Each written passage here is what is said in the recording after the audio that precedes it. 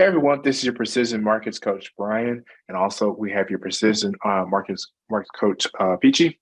We're here hosting our weekly question Q&A, basically our office hours. So during our office hours, if this is your first time, the format is you'll ask questions inside the chat, and then I'll answer them in the order that they receive, and then we'll go ahead and answer things that according to your questions by showing charts or just speaking about it or just whatever way we need to be able to convey the information that you're looking for. So if you haven't already, go ahead and log in your questions in the chat, and we'll go ahead and begin. Oh, what's going on, guys? Are y'all at least having a good start trading week? Or how's the month of September been trading for y'all? I don't know why, but I can't find my chat. But everything's no worries. Yeah, but man, you've been booming, man. Can you show your US 30 trade yesterday? Oh yeah. Sure. Give me 1 second, guys. I forgot to make my window that I usually do. Okay, clear my chart real quick over here. 1 second. What did I do?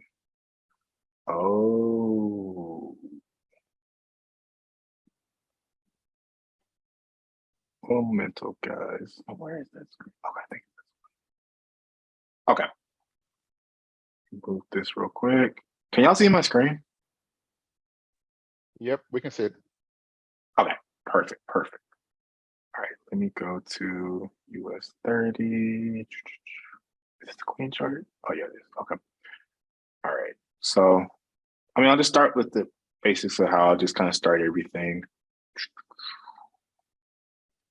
1 second.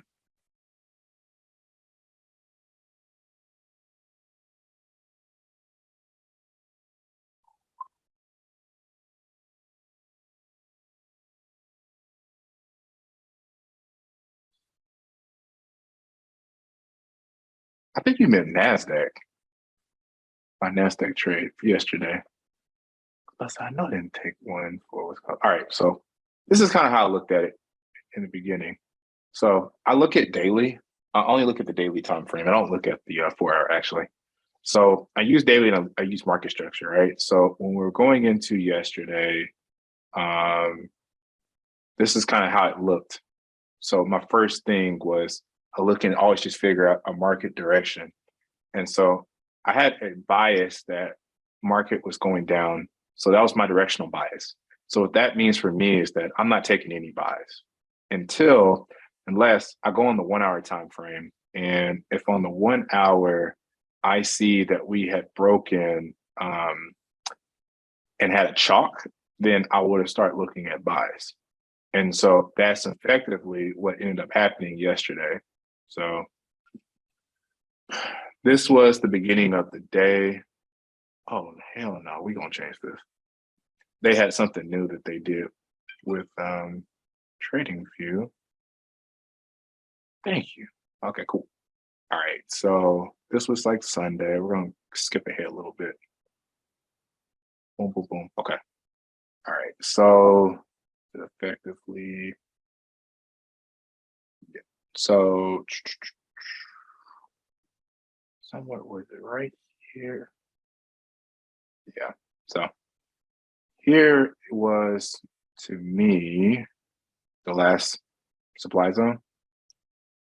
And what ended up happening was this is where we had the chalk.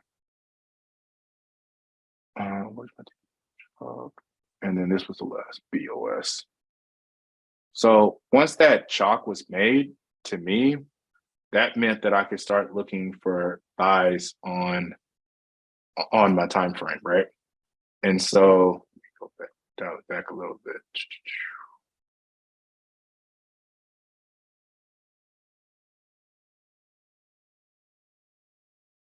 I'm sorry, I used this one actually. This is the one I used. So I had a line drawn. I couldn't remember exactly where I had the line drawn because I took it off.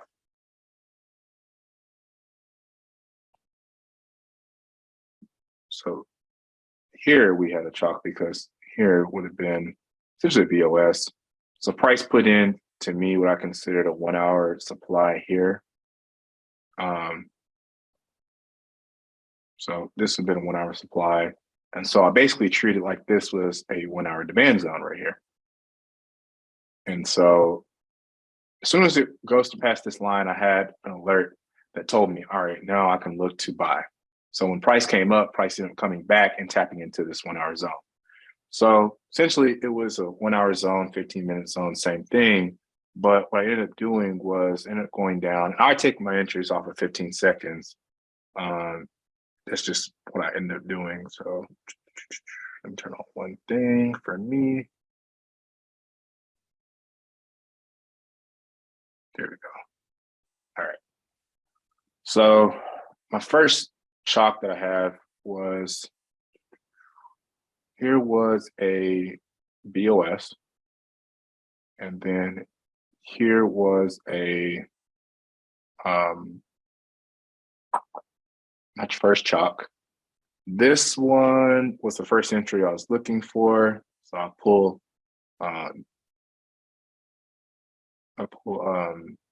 premium discount. And I do my premium discount a little differently. I take all the way from, this would be all like your discount range, but I also include EQ. So I only have 4 lines drawn there for a reason. This is, I know, 100, this is 0, this is 40%, and this is 60%. So I don't have the numbers turned on, but just for the sake for y'all to see, I'm gonna turn them on. Make them a little bit brighter or something that you can actually read. Oh, great, they just don't do good, period. Okay, never mind. Clearly, they don't want you to read these numbers. So this is all considered my entry zone.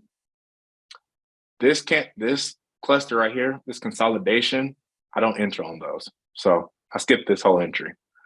Then we got on to the next one. So I end up also having a chalk here. I'm not really chalk, but BOS here. So we had another BOS. And so price ended up coming, and I'll do the same thing as pull the same for premium discount. I'm gonna cover everything in here. This one didn't give me the candlestick confirmation I was looking for. So I didn't end up taking it because I do, all my trades are based on candlestick confirmation. So I carried it on over. I wasn't going to take this one. I wasn't going to take this one because all this is a consolidation pattern. And so I have a specific rule that if after this first one, if I don't take this first one and I see the market make a consolidation pattern, I skip all the rest of the potential entries until I see it break it.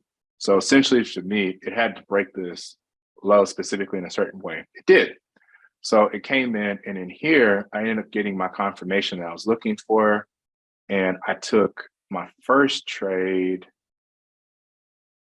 off, I think 30 seconds here. And about this. So price goes up and price broke me even. It didn't exactly come in to hit. Between these two candles, all these sets of candles, price moved away from the POI on the 15-minute. So if we go to the 15-minute, you're going to see that it's actually above it's not touching my POI. You'll see it come back and it taps back in, right? So when it taps back in, I start over my count all over again. So that's when I start looking at everything like completely differently. So it comes in, I get my first chalk down here, but this wasn't a valid entry. I get this chalk, neither of these are valid entries. And so I go on and get more chalks, but none of these were really valid. I mean, more breaks of structure. So chalk here, but the way it chalked was a no.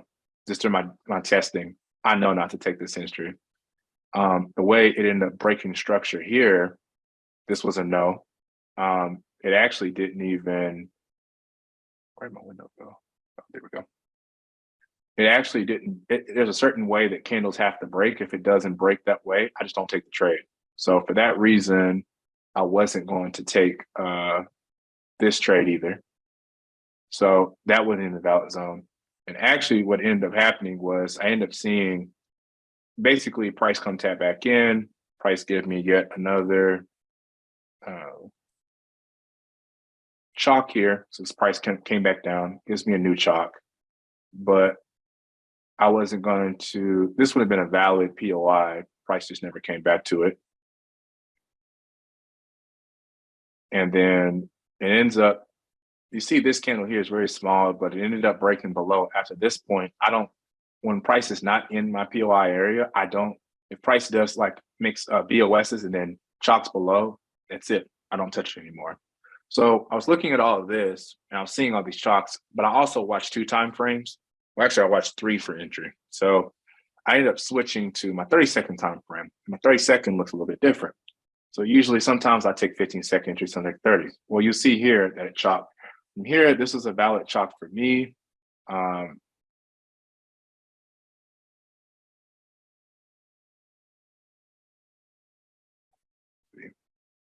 This would have been a valid chop for me. The only thing I didn't like was that price ended up tapping this same spot over and over and over again. So none of these looked like any valid entries that I could take. So price continued to go on. So I'm going to continue to extend. So, I mean, this really took a lot of patience because a lot of these could have been trades and they could have been losses, but I've been doing a lot of back testing that's taught me differently. So price ended up doing one more thing. It ended up tapping in again. If you go back to the 15-minute, on the 15-minute time frame, it also went away from the POI and it comes back in for a third time. So this was the first touch, the second touch, the third touch. After the third touch, I'm not trying it. If it doesn't work on the third touch, I'm done. But every time it comes over a certain number of candles, when it comes back into the zone, I treat the chalk like it has to start all over again. And so I came in here and this isn't valid for me for a chalk. This one is valid for a BOS for me, but it didn't give me the confirmation I'm looking for, so I don't take. And then it comes back down and makes more BOSs. Then here I get yet another chalk. So I get a chalk here that starts like the whole chain all over again. And so then price comes into here, right? And this was an entry zone. I was looking for entry here. This didn't give me a cancel confirmation I was looking for. And then I also saw a consolidation pattern. So there's a certain pattern that I figured out from consolidation that if the first entry doesn't go and it comes back and gives me consolidation, avoid this because it's usually a loss. In this case, it wouldn't have been a loss and it would have just continued going on. So now we have yet a BOS. So we have a BOS here. And so now I extended yet another zone out right here. I think actually all of this, because if I take premium and discount, I would take actually all of this. And then this is the last one I was willing to consider. I don't consider, after you've had one chalk and 2 BOSs, after that, I don't chase price. I don't take entries all the way up here because it's highly unlikely. One, you're away from your entry, you're away from your POI. So the momentum's already came in, more than likely. Unless momentum comes back down and taps this, or this, or this, I'm not interested. So price keeps doing this thing, and then price comes and taps in right down here. There's a certain way that price has to go, leaving the chalk. It met my requirements. There's a certain way it has to return back into what some people call return to zone consideration. So there's a certain way that I look for it to come in. It came in, and I instantly saw the kind of rejection I'm looking for from a rejection standpoint. So I always do for any of my stops, I do it 5 pips back, like 5.00 on NASDAQ, like 500. I think that's 500 pips or 5,000 points. One of the two, I can't remember exactly. So that's 2. So I did my stop like 7. And this to me is a high quality entry. So going back to targeting, what I was looking for is saying, okay, if this is a 1 hour demand zone, we'll even go back to the 1 hour. What I'm looking for price to hit was something right over here. Actually, let me do this. Yeah. So this was my overall target that I was looking for. And so here's my target H1.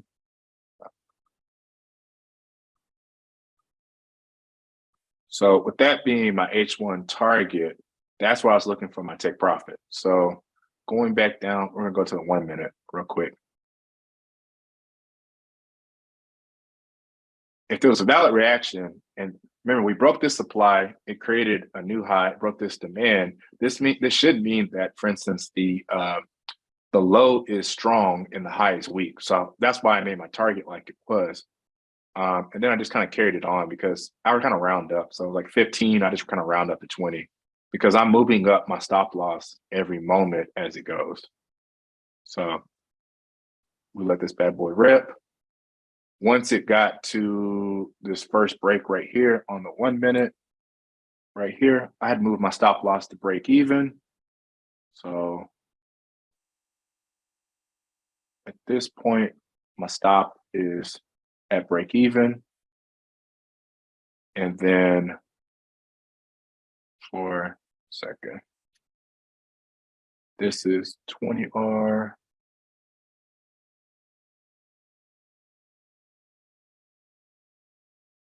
This is about 15R.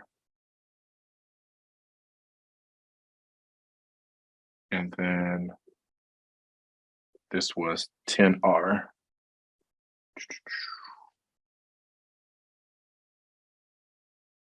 And then I think that where I moved the stop loss to break by then, here's 5R.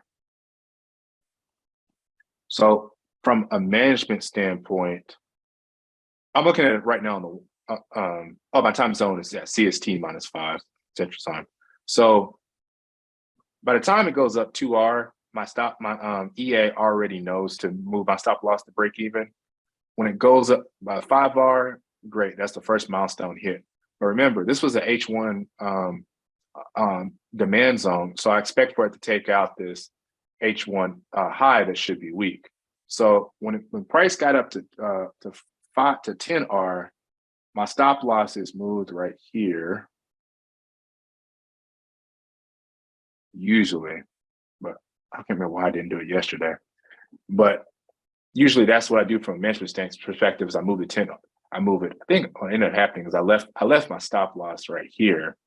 And then usually when I get to 15R, then I'll move it to 10. And if I get to 20R, I'll move to 15.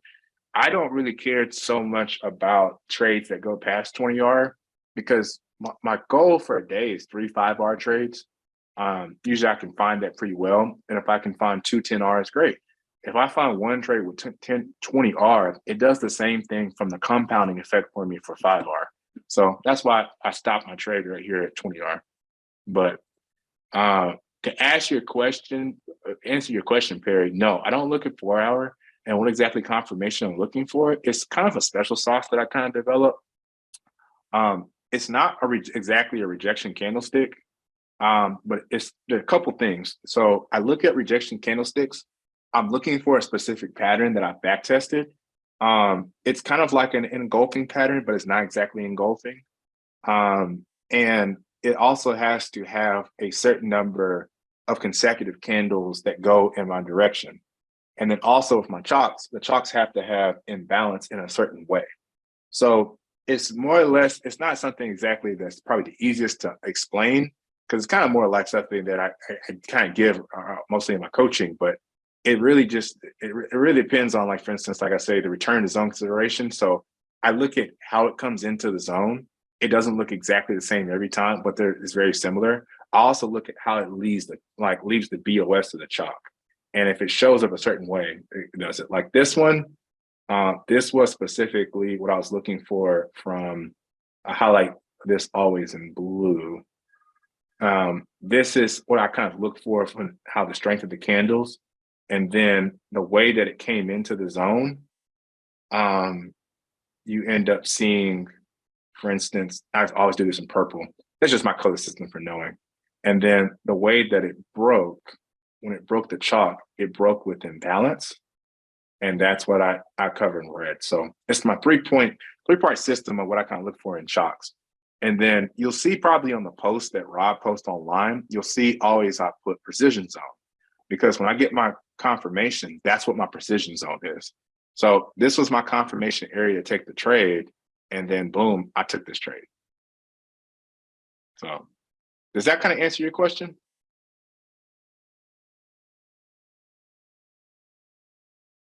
Awesome. Let me know if you need any kind of clarity on that. But a lot of that is just been, I've really been honing in on every chalk that you take or every BOS that you take is not valid. And so I've been really looking at more or less the characteristics.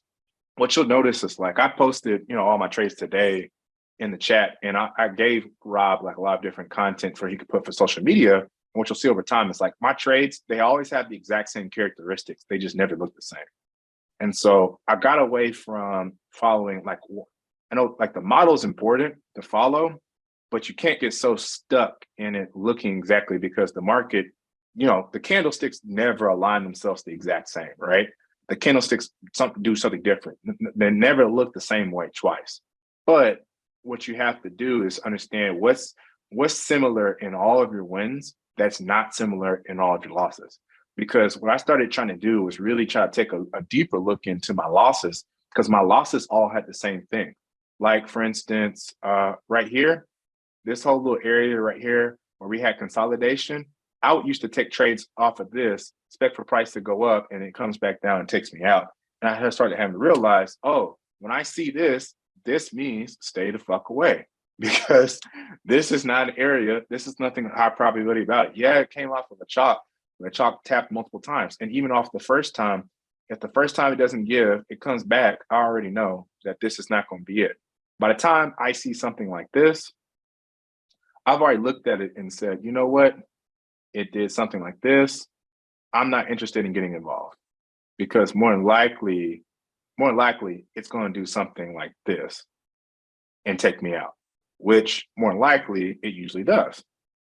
And that's just what I found statistically in the back testing of what happens. They didn't take immediately. Maybe you get enough time to break even, but after that, no.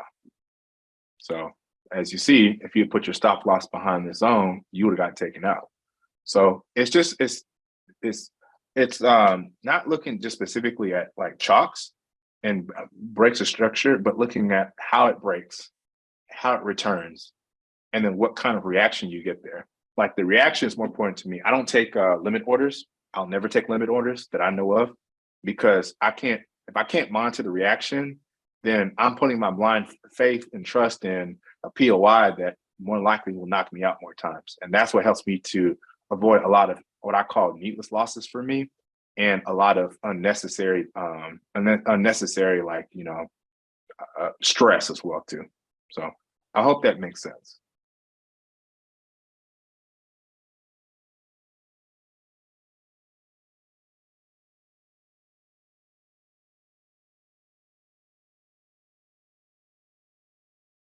Oh, I'm so sorry. I missed the very first question. Can we go over the trades that I took today? Um, Give me uno momento, guys. Let me clear this one up. So so I always do the same thing every time. Keep it very simple. I start my day by figuring out, what is my direction overall, right? So my bias was for me to take buys for the day. And the reason why is because when the previous day happened, remember, we ended up having even this higher form, a chalk here, right? And so now, as long as price didn't go past this spot, if it went past here, I would change my bias, and my bias would have been bearish, but it didn't. So what I was looking for was buys pretty much all day today for NASDAQ, right? So I'll go with my NASDAQ trades first. All right, so first things first, I start my day here, and price ended up showing me a strong break here. Price missed the zone initially, which I was like, oh crap. And then it made another POI. So this was yet another POI here. We go down here and review the seconds. So I'm gonna go down to the 15 seconds. And I always pretty much go to the same thing. All right. So we end up getting a chalk here.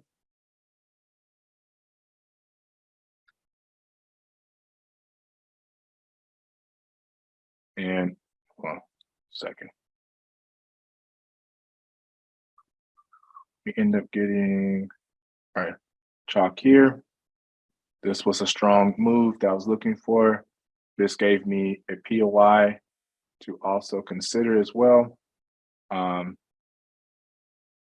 And where was my call? This was the first trade opportunity I saw for the day. I skipped this one though. I skipped it because where I would have entered my trade right here, I saw this mini consolidation, was not interested in it. I would have taken a loss. All right, price goes on. I took a second trade here. Price ends up making a strong break here. I ended up covering from this point to this point.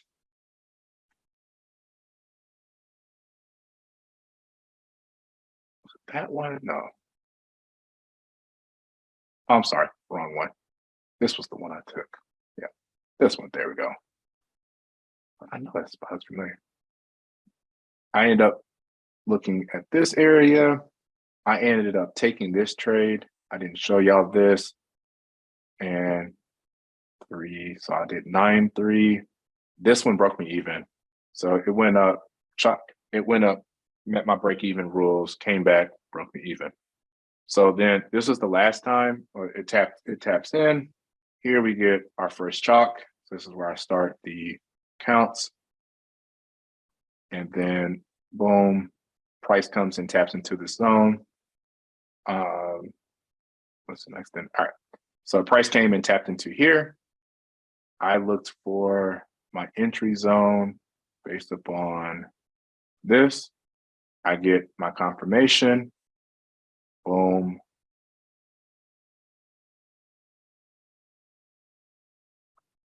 Or 2, so that's 10, about 10, 2. No, I'm sorry, 9-2, wrong pair. Boom. Price ends up going, and from a target perspective, I was looking at M15. So it's saying, all right, from an M15 perspective, if this was the demand zone, it broke through this demand zone. But essentially, I kept thinking it was going to take this high because this was going to be a weak high. So this is where I had my original target from an M15 standpoint. So essentially it was at 9R. When it got here, you see these candles here, guys? This is where it started to consolidate during the Fed speaking. When I saw that, I was like, yeah, I'm good off of that. So I closed my trade early for 6R. So end up hitting like a 6R TP somewhere like this. And then it eventually goes and hits my target. Yeah. So inside of this, we made a candle pullback. I ended up having a strong break. I was like, okay, cool. Now, don't recommend this, Perry, specifically you, because it's not wise to do what I'm about to show y'all to do, what I did. So just know that I was fooling around because I was having quite a day. I was like, fuck it. So I do not do market open. I don't even recommend market open unless you live in South Africa. And the reason why is because South Africans seem to always get this right. I don't know how. So, but they be leveraging the hell out their account. And I don't think it's successful trading over time. So here was my entry zone I was looking for right here. Price ended up coming back into here. This is where it started the row of chalks. I happened to be just looking at the chart right at the market open. And when price got right into here, I saw my candlestick confirmation and I said, this is my precision zone. I said, damn, I'm going to enter my trade. Because today I had made enough where I could cover the loss. Price went up and went up for about 5R. When it went to 5R, I cut my trade here in profit. I said, you know what? I'm not about to fool around because Lord knows I'll do something silly and next thing you know, I'll be crying about it. So yeah, those were my 2 NASDAQ trades today. Does that so far make sense? I cannot pronounce your name who asked about my trades today. So I want to make sure that at least those 2 make sense.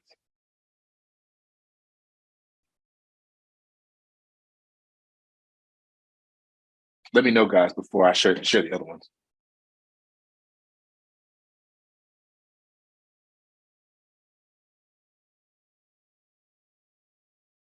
Okay, cool. All right. So moving on, we're going to go to Euro USD. It's always the same flavor, guys. The process repeats itself. It's the same thing over and over. So I had for Euro USD, I had basically a sell bias for the day because we're continuing down. We even haven't made enough of a pullback for wrong tool. We haven't made enough of a pullback. So for me, I had a sell bias. I was just looking specifically for sales. So we go down to the 1 hour specifically.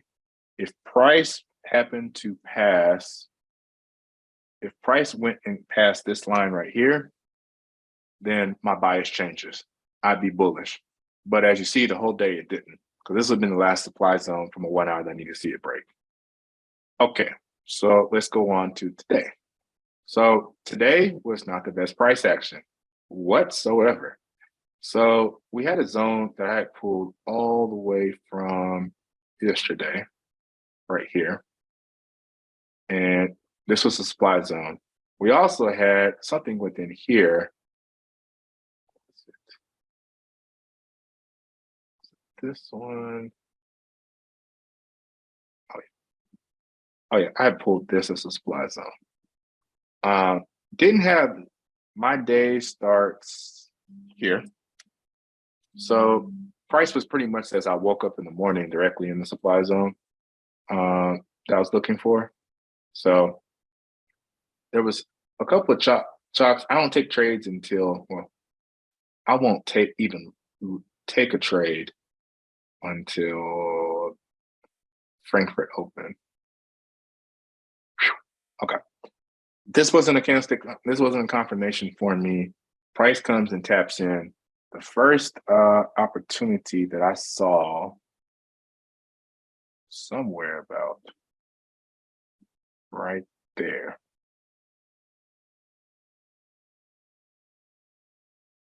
So it breaks here. This would have been my zone I was watching for. I don't have the candlestick confirmation I was looking for. I see a bunch of consolidation. I avoid this entry. Price continues to go down. It does what it does until, I knew I drew this wrong. Give me 1 second, guys.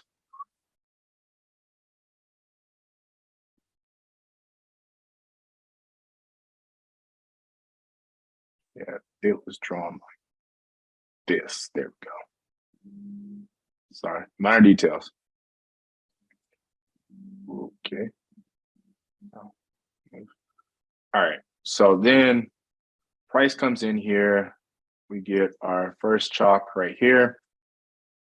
And yeah, I mean, I'll take trades at first traps. Like the number of taps does not matter to me. I'm looking at how it breaks. How it breaks the chalk is more important to me. So here was the first, here was the entry area that I was looking for. And then as soon as I saw this, I took it. And so this one I put back about a pip. And then for this one, I targeted basically 10R on this. And then that trade ended up going. So that was my entry. But yeah, give me 1 second, guys.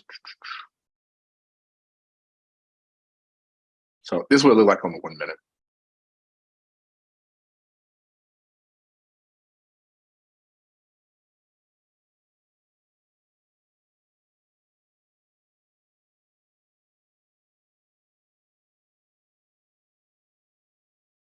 Can you, okay, got it, cool. All right, so then switching back to 15, because my thing was, I really was trying to target, I said, if it's gonna hit this 15-minute, we know from an hour standpoint, it's going to eventually target this low. Like that's what's going from an hourly standpoint. But I was like, hey, it came out with some strength right here. It took out this, took out this, took out this. Last place to be somewhere around here. When it got to 10R, I was like, I'm already up on my 2 trades. Fuck it, I'll just let it go. So I took my trade out at that point. Then it price ended up making basically a new zone for me to watch, which was somewhere like right here. So I'm now watching this new zone. We get entry right here around 5 o'clock. At that time, I was preoccupied with, I think, NASDAQ at the time. So didn't really like pay attention to what was going on right there. It's like I was in some trade. I just know that. There we go.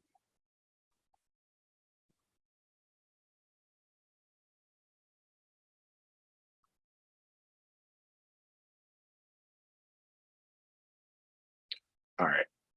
So here, this was the next one that I saw. This is what it was. Between this time, I was already in my NASDAQ trade and we had the news. The news, not really news, but like the Fed was speaking. You had Fed Evans speaking at some other kind of banking conference. You get into 6:30, we had Fed Powell speaking. Between this time, I really was not looking for a trade. Then Fed Powell stopped speaking. I was like, okay, cool. So once he stopped speaking and it really kind of turned to somebody else, I started paying attention back to trading. So at this point, we had a break here. I had a zone that I was watching here, and essentially price didn't give me the confirmation I was looking for. I see consolidation, I run. So at that point, I didn't look for that trade. Then I end up getting another tap back in, I end up getting another break here. So yeah, we have yet another chalk. So there's a chalk here. And I set up yet another zone. I see all this as consolidation. I don't even care that it tapped in my zone. I'm not entering. So boom, it breaks through the zone. Now here was where I saw high probability break here. And I saw exactly what I was looking for in this. Pulling out my fib. This is my premium versus EQ. I instantly see my confirmation. I took the trade. And I put my stop 5 here. It moved really slowly, but what I was looking for, we're gonna switch to 1 minute real quick, guys. From a 1 minute perspective, I really wanted to see this go. I usually would have moved my stop loss here. I'd already turned off my EA because I was mainly watching this because I didn't want the EA to touch it. So the trade here didn't break through. Had it broken through, I would have moved my stop loss to break even and I would have gotten tagged out. And the EA also would have gotten if the EA was on, it would have tagged on. But since I was watching it, I didn't worry about my EA managing my trades. And so for here, I took the trade continued on, and it got to about 6R. I saw that it did not swipe this right here. And you're probably wondering, why am I looking at this random point? On the 15-minute, it was a low. This was a low that I was expecting to go. As soon as I saw it reject, I closed my trade. So I took my 6R profit here. I mean, I was already up so much on the day, I don't need to be greedy. I don't mind taking multiple 5R trades because, as you see, I can find multiple opportunities a day. And even on like a day like this where the market was complete shit. So that was my focus, was really just making sure that I take, what's within my plan. All these things are in my plan. So I wanted to see it break this. It didn't break. I closed my trade. And so far, before I go to Adi, does it make sense what I just showed you on Euro USD?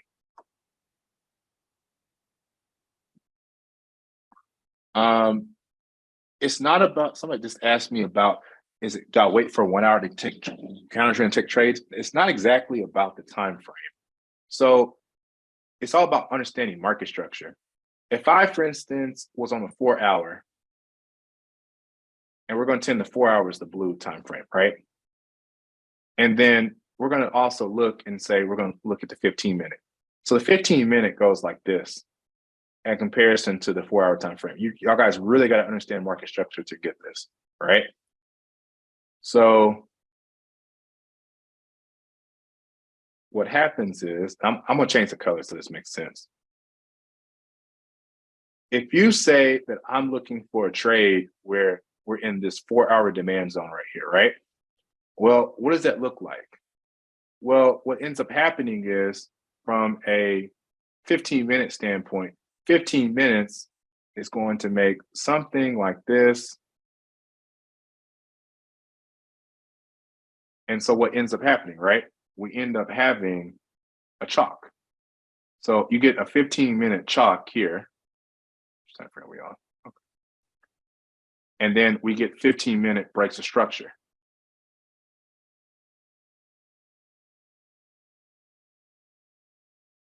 And that's how market structure works, right?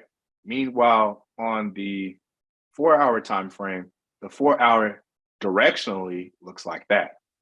So remember, guys, the blue is the 4-hour, the 15 minutes is the orange. So because I'm using the daily directional bias, I need a 1-hour chalk anytime I get to a higher high, a higher low, a lower high, or a lower low. And so the reason why I ended up saying on EU I wasn't going to take it is because we just, from a daily perspective, this is a lower high. Price is going down to make a lower low. When it makes this lower low and price starts going up like this, by that time, H1 will have already chalked. If you were doing the 4-hour, it would be the same thing. So if I switch to the 4-hour time frame, give it a sec. Hold on 1 second. Thank you. All right. So price ended up making this higher high right here, right? On the 15-minute, it made a chop. And then 15-minute structurally was supply in control. When it got down here, 15-minute made a chop. 15-minute had probably one demand, maybe two demands in control. Then 15-minute got up here, it came back and chopped, and then supply came back control in 15 minutes. So it's not about the time frames that I use. It's about understanding how market structure works with multi-time frame considerations. So that's the only reason why I'm looking at, that's why I was looking at 1 hour. I like daily better for my directional bias. I know that from the 1 hour, I can use the POIs, but I use a combination of either 1 hour or 15-minute POIs because I use the daily. And I work out to be better on where I felt like better on the right side of the market by following the daily trend more than the 4-hour trend. 4-hour changed a little bit more too much for me. And that's just a personal choice that I just made, especially because I'm during this time of like chaos in the world. That's really been a thing that's helpful for me. So same thing, same concepts. I mean, the process never changes, guys. So looking at Audi USD, it was the same thing. My directional bias was pretty much set early on. The good thing about trading both AU and EU, they correlate. What does that mean? If one's going down, the other one's 95% of the time possibly going down at this time. So at this point, it's the same thing. I was looking at the 1 hour time frame. This was the spot that I was looking for and said, look, if it crossed this spot, my bias changes. I stop looking for bearish orders. I start looking for bullish orders. This is where I start my day every day. So I start my day here. I won't even start considering trades until after the Frankfurt Open. And so what I ended up doing was I ended up seeing this tapped into a previous supply that I had been watching from the day before, which was, I believe, right here. Yep. Okay. So this is my M15 supply. Price came into it. We're going to go down and look at the 15 second, I'm sorry. So there we go. All right, cool. So I won't start considering stuff until after here. Price, hold on a second. I hate when my thing does this.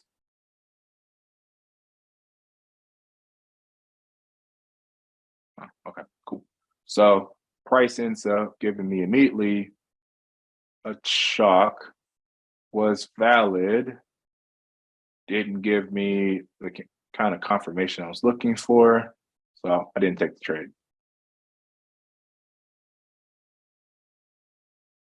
Although, sure could have. Oh wait, no, I couldn't have. I'm sorry. thing got me thrown off. It did not give me the kind of chalk I was looking for, so I said no. Then this one gave me a chalk, and it didn't give me an entry. I didn't give me an entry that I could take, so I said no. Because when stuff blows past my POI, my entry POIs, I don't consider it. Even if it wicks, I won't consider it. So then we start a new chalk format here. So at this point, I'm watching this. I'm not seeing anything worth taking, anything worth considering, even this point. So this was a no. Price comes into this area here. I get the type of chalk I'm looking for here. So this was a strong chalk to me. And at this point, I took my POI something like this. This wasn't the entry I'm looking for whatsoever. It consolidates. So like I mentioned, I had to see it break this. It broke this. It gave me the entry consideration that I needed. So I ended up taking my trade off of this region here. Take my short. Stop 1 pip behind. And then boom, I held it for, can't remember how many. I think it was like 6R. Oh, here it is. Yeah. So it's about 8R actually. So I held it down to here, something like this. And essentially my target was this right here. Nothing that I do should be random, or else y'all should be asking me why I'm doing this. The reason why is because I picked this as a M15 spot to break. Oh, that's not it. So my target was this low right here. I could have held the trade. I could have held the trade pretty much all day, because ideally this is the 1 hour target that I could have had. This is the 1 hour low that had to go. If I targeted that, that would have been a 17R trade. I could have even continued to go further. If I'm gonna go for 17, I just go for 20 at that point. We're close enough. So I could have held it for a 20R trade, but at that point, I wanted to lock in. I like to lock in some profit early. So my first trade, if I can get 5 or 10R, great. Second trade, I can hold a little bit longer because I've already locked in some profit. But I don't want to get caught holding trades, especially in a day like today. Like, I'm looking at the momentum. Momentum was real crappy. I didn't really want to be holding. I wanted to at least take something off the board so that I have something. So I hope this makes sense, guys. Let me know in the chat. Let me know in the voice if that makes sense. It makes sense.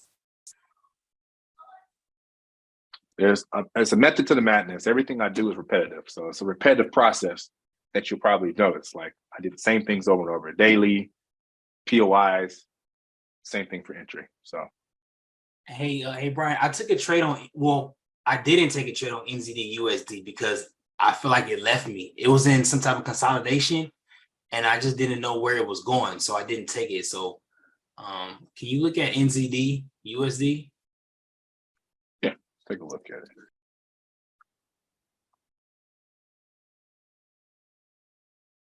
Okay.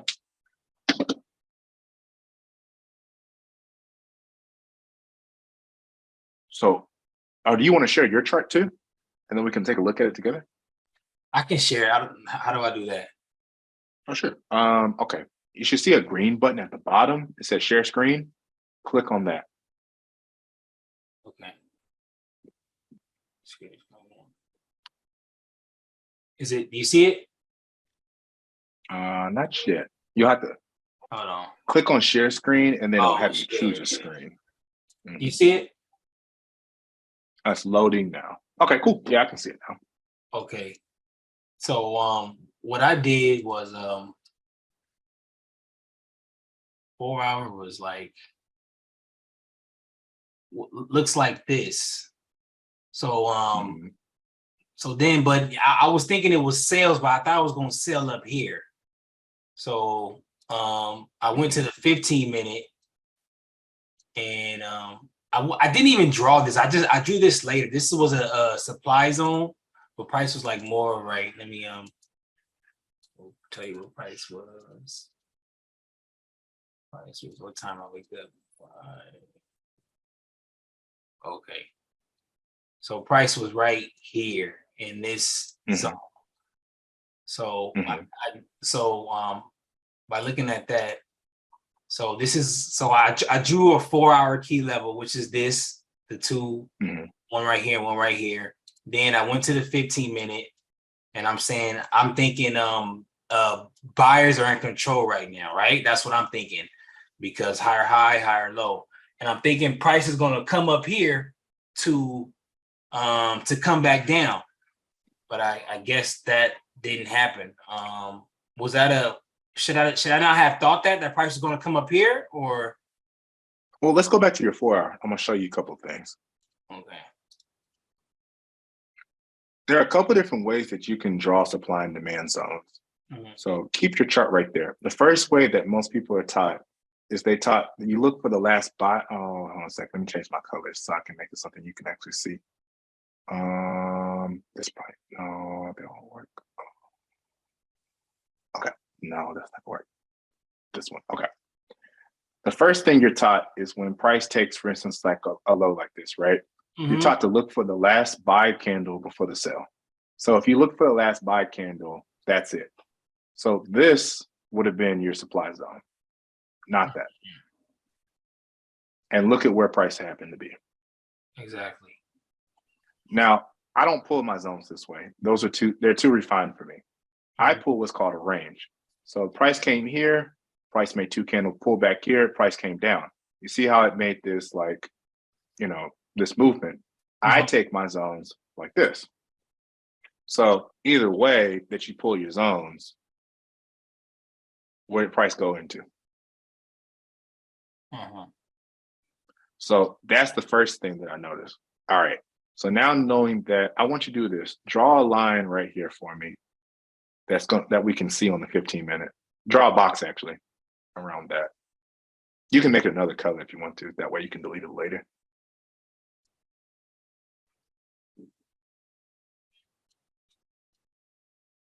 Okay, cool. All right, now let's go down to the 15-minute time frame. All right, so 15-minute. So what when you go to an N15 POI, what are you looking for? Change of character. See, but what I did, well, that wasn't an M15, that was like a 4-hour key. Well, right now Yeah, I you know, told but me to draw a 4-hour, right? correct. But I'm asking you a specific question for a reason. What would you do in a 15-minute POI? What are you looking for? In a 15-minute POI, I'll look for a supply zone. Well, like you said first time, you look for a change of character, right? So if we go into a 4-hour POI, we need to have a 15-minute change of character. Yes. So one, delete all the market structure stuff. You don't need it on 15-minute. That's going to do nothing more than confuse you. You only need structure on one time frame. You do not need market structure. All you need to do on your 15-minute is to see see supply and demand. That's it. It usually coincides with market structure anyways. So price came into here. Let's see. Price came into here. This was the demand zone that you had right here. This was the demand. Price came up. Well, was that bad for me to put something right here? Was that bad? Not exactly. But let's put it like this. This is the last demand zone. If we want to see a chalk, we want to see price do something like this, right? Because then that really tells us that we can start taking sales. You could have tried to take sales from up here, right? Yeah. But they're just lower probability. So you'll probably take some more losses just to get you a win. I err on the side of, I know statistically I'm only going to lose trades anywhere from 17 to 19% of the time. I've back tested over 300 trades and I just know that.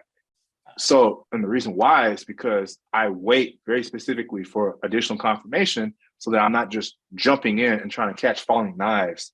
And so the reason why, and so that's why I'm saying it's not bad for you to have done that. You could have taken trades from up here. You may have gotten profit, but out of 300 times would that happen? Probably not. So here's the last demand that you want to see broken.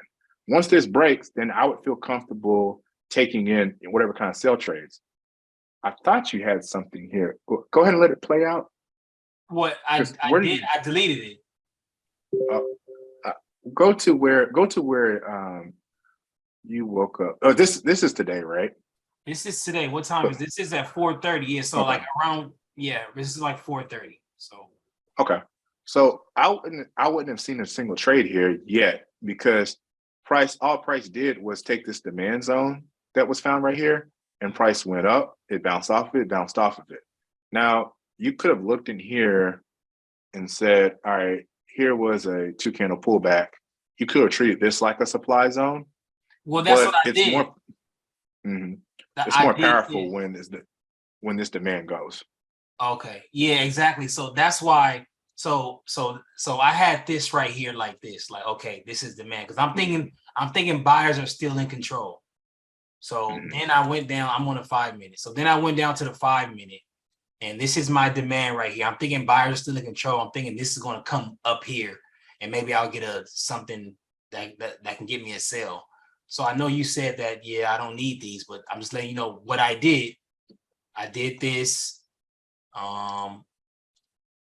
And I put this right here just to see if just to see like if that breaks. So but like I said, this will scare me, so I didn't want to take a trade. I'm thinking it's gonna go right here. I didn't know it would break, but I'll continue. Press play.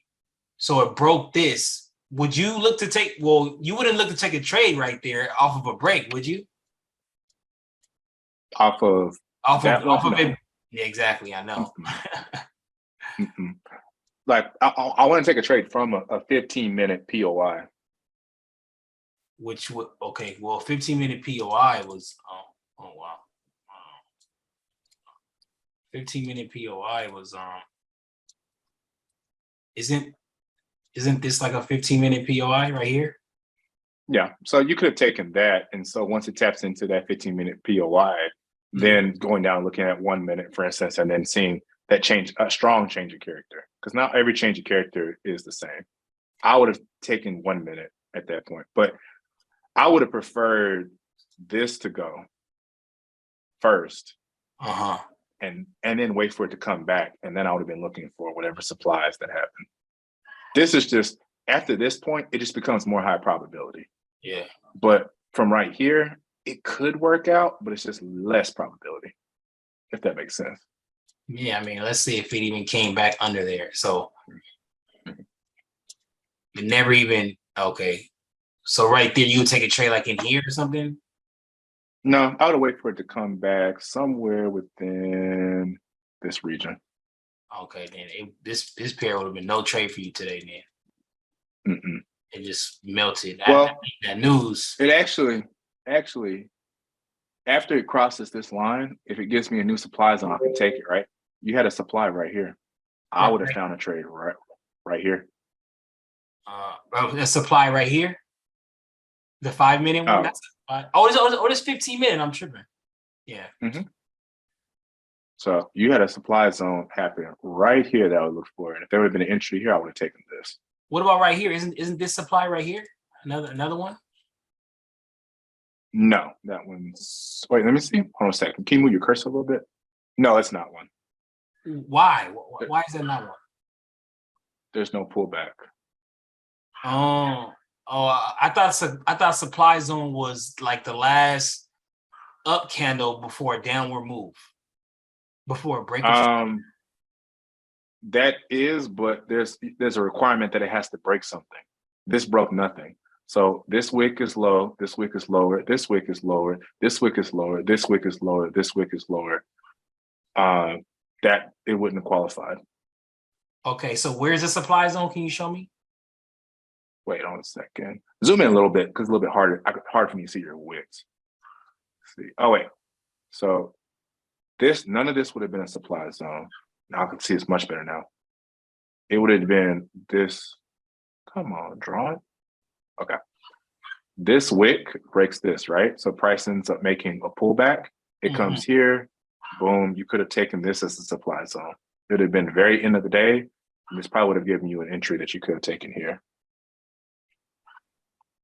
Okay, so you said, okay, so you said this candle breaks this right here. Yeah, it breaks this with a body. But it Exactly. has to pull back. So this pulls back, this pulls back, this pulls back, and then it goes. So that makes sense. The best one. So it's not just about the candle. Like there's a couple of rules for a POI, right?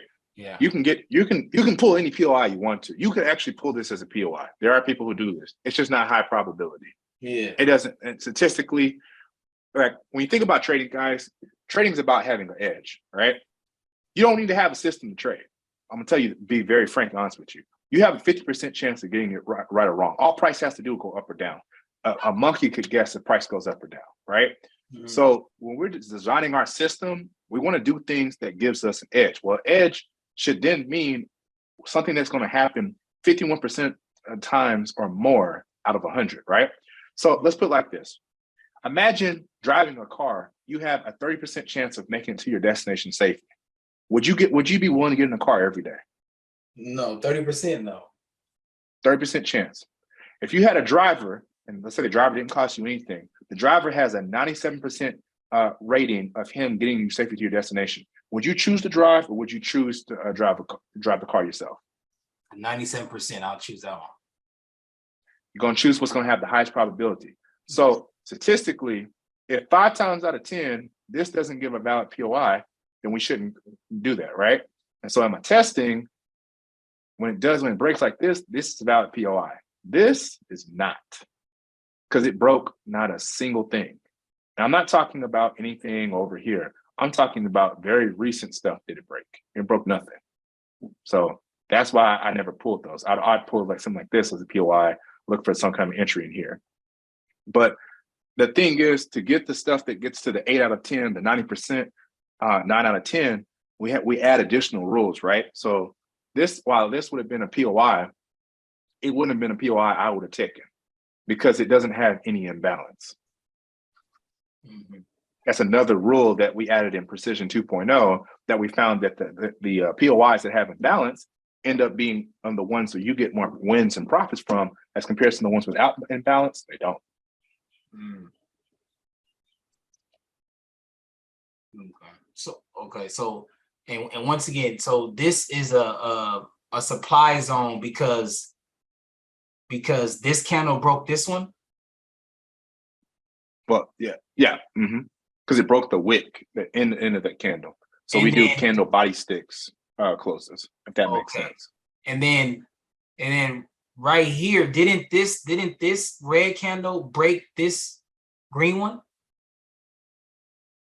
No, it has. You look at the turn on your line chart really quick. This will be a great way to show you. My line chart? I don't know how to do that. Look at where I'm drawing at the top of your screen. Oh, okay. Got him. Yeah. So you look at the low, and it has to break whatever low is there, right? Yeah. So this is what I was saying here. Now, you might look at this and say, oh, well, Brian broke the low. Let's go back to the candlestick by clicking up here. It didn't break the lowest point. So this is the lowest point. It was broken by a wick. That was broken by a body, but there was no candle pullback. So you need, in order for it to go like this, you need the wick to be here. You need this other wick to be up here so that it actually makes a higher point. Does that make sense? So when you look at this wick here, this is a low point. The next lowest wick after that one is higher. You see that? It goes like this. The next lowest wick is higher. Yeah, okay. Yeah. The next lowest wick is higher. The next lowest wick is higher. So they keep going up. Then they go down. And where does it break? The last lowest point. You see that? Yeah. Over here, this is a low point. The next wick is lower. The next wick is lower. The next wick is lower. This is not a pullback. You just keep going straight down. Okay. Now I understand. Thank you. Okay. I understand. Got it. Make sense? Yeah, that one makes sense. Thank you. All right, guys. I hope I haven't dumped too much information on y'all guys, but don't forget, we have on Thursday, we have a similar phone call with Rob. We're going to have our power hour call at 12 o'clock Pacific Standard Time. And so this call, the recording will be up in Teachable. So you have 48 hours for you to watch it. If you got questions that you need to have answered, don't hesitate to go into the questions part of Discord and ask away. We'll make sure to respond back as soon as we possibly can to make sure we can help answer your questions. And don't forget, you can sign up for coaching with any of the precision markets coaches, like myself or Nathan or Marco or Peachy or Rob. So definitely check out the coaching tab and you can find one-on-one time. Especially, that's where we can get really deep in our bag and really like share with you some of the specific things that we do, because some of those concepts that we have is a little bit more that we can kind of talk about within like this 30-minute hour time frame. And it might take some additional, practice for us to show you how to master it. But we can definitely like really dive in deep into some of our tricks and things that we do. So with that, guys, I will catch y'all on Discord. I wish y'all a great week and successful week in trading. And I will chat with y'all on Discord. Thank you. Thanks, everybody.